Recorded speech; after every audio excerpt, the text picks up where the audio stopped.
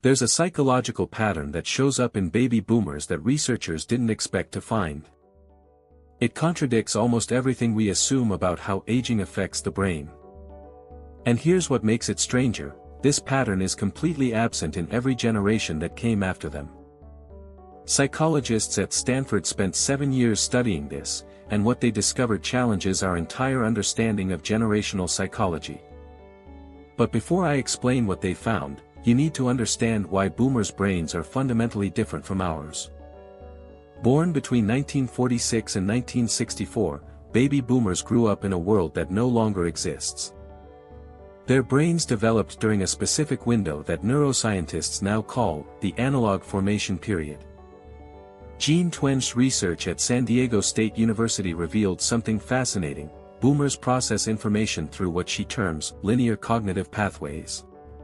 Their neural networks literally formed differently because they grew up without constant digital interruption. Think about this. A boomer child would ask a question, then wait hours or days for an answer. They'd start a project and finish it without checking their phone 40 times. This created what Harvard psychologist Robert Waldinger calls deep focus architecture in their prefrontal cortex. But that's only part of the story. The real psychological shift happened because of something called scarcity imprinting.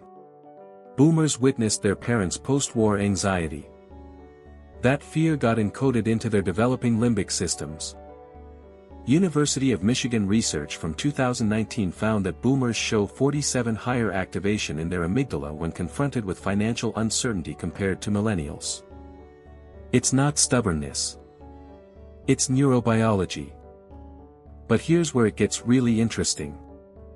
That same scarcity imprinting created an unexpected psychological advantage. Research published in the Journal of Personality and Social Psychology found that boomers demonstrate significantly higher resilience scores in prolonged stress situations. Martin Seligman's work on learned optimism discovered that boomers developed what he calls adversity adaptation, a psychological framework that actually strengthens under pressure rather than breaking. And remember that Stanford study I mentioned? Here's what they found: baby boomers show remarkably lower rates of decision fatigue than younger generations. Their brains, shaped by limited choices in youth, actually make faster, more confident decisions. Meanwhile, millennials and Gen Z, raised with infinite options, experience what psychologist Barry Schwartz calls the paradox of choice, leading to analysis paralysis and chronic dissatisfaction. The generation we dismiss as out of touch might possess the exact psychological tools our overstimulated world desperately needs: sustained attention, stress resilience, and decisive action. The psychology of baby boomers isn't about being stuck in the past. It's about brains shaped by scarcity thriving in ways abundance-raised minds cannot replicate. Understanding this changes everything about generational conflict.